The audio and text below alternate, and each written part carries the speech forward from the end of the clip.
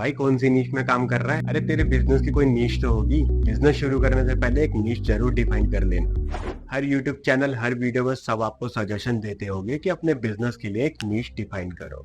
तो डेफिनेटली आप भी अपने बिजनेस के लिए एक नीश ढूंढ रहे होगे, लेकिन समझ में नहीं आ रहा कि कहाँ से शुरू करें, क्योंकि कोई भी आपको ये नहीं बता रहा कि कौन कौन से टूल्स यूज करो, कैसे मार्केट रिसर्च करो, क्या बेसिक स्टेप्स आपको फॉलो करने चाहिए एक नीश को डिफाइन करने से पहले। तो ये वीडियो है आपके लिए, क्योंकि इसमें मैं आपके साथ शेयर करने वाला हूँ स्टेप बाय स्टेप गाइड कि कैसे आप अपने बिजनेस के लिए एक नीश डिफाइन कर सकते हो, कौन कौन से टूल्स आपको यूज करने चाहिए, कैसे आप मार्केट रिसर्च करोगे, उन सब पर हम बात करने वाले हैं। तो जल्दी से वीडियो को लाइक कर दो और चैनल को सब्सक्राइब कर दो।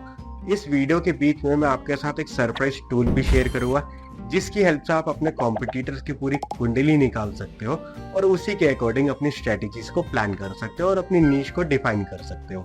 लेकिन सबसे पहले समझते हैं नीश होता क्या है। जैसे Swiggy is known for food, LG is electronics, EaseMyTrip provide travel solution, जैसे ये सारे अपनी एक कैटेगरी में काम करते हैं, ऐसे ही नीश एक प्रोसेस है जिसमें आप एक स्पेसिफिक मार्केट में काम करते हो, कुछ प्रोडक्ट्स के अराउंड बिजनेस करते हो और एक स्पेसिफिक ऑडियंस को एक सॉल्यूशन प्रोवाइड करते हो और आपका ब्रांड और प्रोडक्ट्स उस पर्टिकुलर काम के लिए जाने जाते हैं। तो आप परफेक्टली एक नीश के अंदर ही काम कर रहे हैं। एक बिजनेस के लिए नीश सेलेक्ट करने की जरूरत ही क्या है। अब मान लो अगर मेक माई ट्रिप या फिर ईज माई ट्रिप अपना ट्रैवल का बिजनेस छोड़ के कपड़े बेचने लग जाए, तो देयर आर हाई चांसेस कि लोग उनसे नहीं खरीदेंगे, क्योंकि वो उनकी ब्रांड पर्सनैलिटी को सूट नहीं करता और उनकी जो ऑडियंस है वो उनके पास जाती है अपने ट्रैवल सॉल्यूशंस के लिए, क्योंकि उसमें उनकी एक्सपर्टीज है। तो कपड़ों के लिए उन्हें एक अलग से ब्रांड बनाना पड़ेगा और उसकी पर्सनैलिटी वो उसी तरह से डिफाइन करेंगे। तो इसलिए नीश का होना बहुत जरूरी है आपके बिजनेस के लिए। अगर आप हर तरह के कस्टमर को हर तरह की चीज बेचने लगोगे तो आपका बिजनेस कभी ग्रो नहीं कर पाएगा, क्योंकि आपकी ब्रांड की कोई अपनी पर्सनैलिटी नहीं होगी। लोगों को पता ही नहीं होगा कि आपके ब्रांड की स्पेशलिटी क्या है, आप एग्जैक्टली करना क्या चाहते हो। हर तरह के कस्टमर को अट्रैक्ट करने के चक्कर में आप किसी एक को भी अच्छे से सर्व नहीं कर पाओगे, जिसमें आपका पैसा और टाइम दोनों ही वेस्ट होगा। तो इसलिए एक बिजनेस के लिए एक नीश होना बहुत जरूरी है। तो नीश को ढूंढे कैसे? एक बिजनेस की नीश ढूंढने के लिए आपको सबसे पहले अपने आप को पहचानना पड़ेगा, अपने अंदर के यूनिक स्किल को पहचानो, क्योंकि सबके अंदर कोई ना कोई स्किल जरूर होता है। वो खाना बनाना हो सकता है, फैशन इंडस्ट्री की नॉलेज हो सकती है, केमिकल्स की नॉलेज हो सकती है, आपकी सेलिंग स्किल्स अच्छी हो सकती है, या फिर आपको गार्डनिंग की नॉलेज हो सकती है, कुछ भी हो सकता है। तो उस स्किल को पहचाना, वो तो हो गई आपकी स्ट्रेंथ। अब आप एक बिजनेस शुरू करने जा रहे हो तो डेफिनेटली आप सब कुछ खुद नहीं करोगे, लेकिन जो बिजनेस की कोर वैल्यू है, जो जिसपे आपका बिजनेस स्टैंड करता है, उसकी पूरी नॉलेज होना बहुत जरूरी है आपके लिए, ताकि बिजनेस में जब भी अप एंड डाउन आए तो आप एक मेन सीट लेके पूरे बिजनेस को संभाल सको। तो इसलिए आपकी उसमें स्ट्रेंथ होना बहुत जरूरी है। अब आपको स्ट्रेंथ पता चल चुकी है, तो अब टाइम आता है मार्केट में इसकी डिमांड चेक करने के लिए, जिसके लिए हमें मार्केट रिसर्च करनी पड़ेगी। और यही आता है हमारा सरप्राइज टूल। इस इंटरेस्टिंग टूल की हेल्प से अमेज़न पे जितने भी प्रोडक्ट्स अवेलेबल है उन सबका आप पूरा चिट्ठा निकाल सकते हो कि कौन सा प्रोडक्ट कहाँ ट्रेंड कर रहा है, किसकी कितनी यूनिट सेल हुई, किसका कितना रिवेन्यू रहा। उन सारी डिटेल्स को आपको आराम से निकाल के दे देगा ये टूल। अपने कैटेगरी के अराउंड रिसर्च करके आप डिमांड सप्लाई से लेके एक एवरेज सेलिंग प्राइस तक सारी डिटेल्स आप निकाल सकते हो। तो इस टूल का नाम है सेलर स्प्राइट। ये एक एक्सटेंशन की तरह काम करता है। आपको बस अमेज़न पर जाना है और अपनी कैटेगरी सर्च करनी है। एग्जांपल के लिए शूज सर्च कर लेते हैं। अब देखो इसका मैजिक, यहाँ आपको वीकली ट्रेंड पता चल जाएगा, हर प्रोडक्ट की डिटेल्स रैंक के साथ पता चल जाएगी, कितनी यूनिट सेल हुई, अमेज़न को कितनी फीस पे की, ये सारी डिटेल्स आपको आराम से मिल जाएगी इस टूल की हेल्प से। और ये तो कुछ भी नहीं, नीश ढूंढने के लिए अगर आपको डीप मार्केट रिसर्च करनी है तो सेलर स्प्राइट के इस टैग पर क्लिक करो और यहाँ आपको ओवरऑल कैटेगरी के इनसाइट भी मिल जाएंगे, जो आपको डिटेल में हेल्प करेंगे अपनी नीश फाइनल करने में। अब जैसे कि हम शूज पर रिसर्च कर रहे हैं तो ये बता देगा कि कितनी यूनिट सेल हुई, ओवरऑल कितना रिवेन्यू रहा एक महीने का। इसे थोड़ा सा बड़ा कर लेता हूँ। अब जैसे कि कैंपस का ये शूज, जिसका प्राइस ये है, इसका ओवरऑल रिवेन्यू अभी तक इतना हो चुका है और इतनी यूनिट्स ये सेल कर चुके हैं। ओवरऑल शूज कैटेगरीज का एवरेज प्राइस पॉइंट जो है वो ये है अभी। तो इससे आपको मोटा मोटा अंदाजा मिल जाएगा कि मार्केट में क्या चल रहा है, आपके कॉम्पिटिटर्स क्या कर रहे हैं, और उसी हिसाब से आप अपनी एक नीश डिफाइन कर सकते हो। आप अपने कैटेगरी के अराउंड रिसर्च करके ये डिसाइड कर सकते हो कि आप कौन से प्राइस पॉइंट पे अपना प्रोडक्ट लॉन्च करना चाहते हो, कैसे आप अपने प्रोडक्ट को इनहेंस करके अपने कॉम्पिटिटर्स के बीच में स्टैंड आउट कर सकते हो। तो इस टूल से आपको बहुत सारे डाटा ऑलरेडी मिल जाएगा जो आपको बहुत हेल्प करेगा आगे की स्ट्रेटेजीज भी प्लान करने के लिए। और अगर आपको कोई ग्राफ के टर्म समझ में ना आए तो आप बिंदास कमेंट करके पूछो, मैं डेफिनेटली आपको रिप्लाई करके हेल्प करने की कोशिश करूंगा। अब नीश के हिसाब से आप अपनी कैटेगरी और प्रोडक्ट्स को फाइनलाइज कर लोगे तो अब बारी आती है अपने टारगेट ऑडियंस को डिसाइड करने की। आप किस ऑडियंस को अपने प्रोडक्ट और सर्विसेज ऑफर करना चाहते हो वो होती है आपकी टारगेट ऑडियंस। और आपकी पैकेजिंग, प्रोडक्ट का डिजाइन, यहाँ तक कि यूएसपी, मार्केटिंग सब डिपेंड करता है आपके टारगेट ऑडियंस पे। आप कभी ग्रो नहीं कर पाओगे अगर आपको आपकी टारगेट ऑडियंस नहीं पता जिसके लिए आप बिजनेस कर रहे हो। तो अगर अपनी टारगेट ऑडियंस आपको फाइनलाइज करनी है तो इन 5 सवालों का जवाब दे दो और आपको आपकी टारगेट ऑडियंस मिल जाएगी। First, age. आपकी टारगेट ऑडियंस जो है वो कौन से एज ग्रुप से बिलोंग करती है। एग्जाम्पल के लिए अगर आप एक शू के बिजनेस में हो तो 5 साल के बच्चे से लेके 65 साल के इंसान तक सबका शू खरीदने का क्राइटेरिया बहुत अलग होगा, डिजाइन अलग होगा, पर्पस अलग होगा। तो इसलिए आप सबसे पहले लिख लो कि आपकी जो टारगेट ऑडियंस है वो किस एज ग्रुप से बिलोंग करती है। दूसरी, लोकेशन। आप कौन सी लोकेशन को सर्व करना चाहते हो वो लिख लो, क्योंकि इंडिया में हर कुछ किलोमीटर बाद लोगों का टेस्ट, लैंग्वेज, यहाँ तक कि ट्रेंड सब बदल जाता है। इसलिए आप डिसाइड कर लो कि आप मेट्रो सिटी को सर्व करना चाहते हो या छोटे टाउन्स को, क्योंकि मेट्रो सिटीज की अपनी प्रॉब्लम्स और टाउन्स की अपनी। तो आप किसके लिए सॉल्व कर रहे हो वो लिख लो। Third, income. आपके कस्टमर की इनकम ब्रैकेट क्या होनी चाहिए जिसके लिए आप प्रोडक्ट बना रहे हो।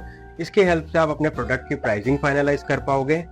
एग्जाम्पल के लिए अगर मैं एक 8,000 की प्रीमियम शर्ट बेच रहा हूँ तो हाई चांसेस है कि उसे 20,000 से 50,000 कमाने वाला शायद ना खरीदे, लेकिन 1 लाख से ऊपर इनकम वाला उसे आराम से अफोर्ड कर पाएगा, तो हाई चांसेस है कि वो उसे खरीद ले। तो मैं उन्हीं को टारगेट करूंगा अपनी एड्स चलाने के लिए।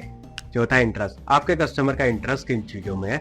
उसको सटल डिजाइन पसंद है या फिर उसे फंकी डिजाइन पसंद है, उसे बॉलीवुड पसंद हो सकता है या फिर उसे हॉलीवुड पसंद हो सकता है, उसे वेस्टर्न चीजें अच्छी लग सकती है या फिर उसे इंडियन चीजें अच्छी लग सकती है।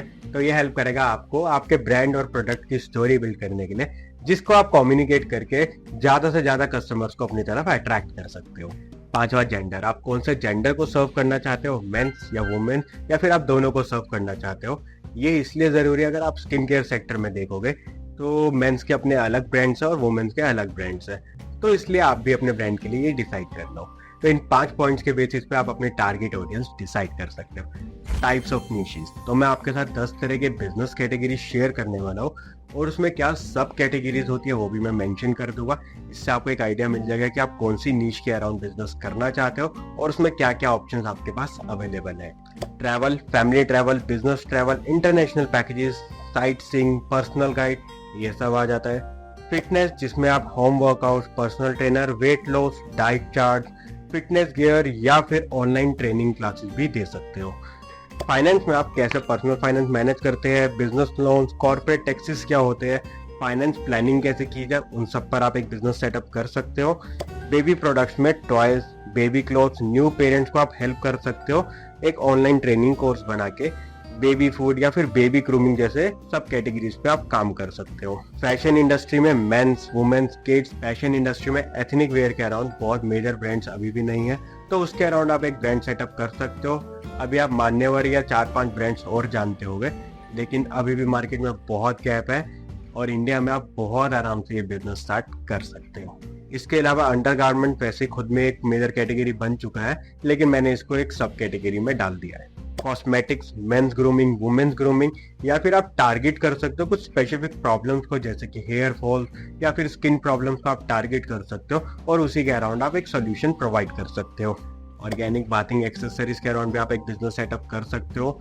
आजकल बहुत सारी जनता जो ऑर्गेनिक की तरफ मूव कर रही है, तो आप उनको सर्व कर सकते हो, क्योंकि इसमें भी कोई मेजर ब्रांड्स अभी एंटर नहीं किया है, तो एक अच्छा खासा स्वीट स्पॉट आपके पास है जिसमें आप एंटर कर सकते हो। इसके बाद आ जाता है हमारा पेट सोल्यूशन, जिसमें पेट फूड्स, पेट शैम्पूज, पेट एक्सेसरीज या फिर पेट सैलून भी है जो बहुत डिमांड में आजकल मार्केट में। देन आता है DIY किट्स आप प्रोवाइड कर सकते हो।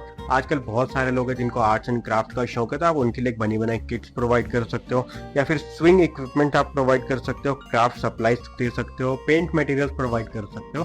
तो इसके अराउंड एक बिजनेस सेटअप किया जा सकता है। फिर आता है गार्डनिंग सॉल्यूशन। ये एक ऐसी निश है जिसके अराउंड कोई भी अभी तक मेजर ब्रांड्स एंटर नहीं किए है, तो एक अच्छा खासा आपके पास स्पेस है जहाँ पे आप एंटर कर सकते हो और एक अच्छी खासी सर्विसेज प्रोवाइड कर सकते हो। होम गार्डन बहुत ट्रेंड में है आजकल, तो उसके अराउंड आप सोल्यूशन प्रोवाइड कर सकते हो, क्योंकि बहुत सारे लोग हैं जिनको नहीं पता गार्डनिंग कैसे करी जाती है, तो उनको आप सिखा सकते हो, अपने सप्लीमेंट्स उनको प्रोवाइड करा सकते हो, अपने प्रोडक्ट्स उनको दे सकते हो ताकि वो अच्छे से घर पे ही अपना गार्डन एक सेटअप कर सके।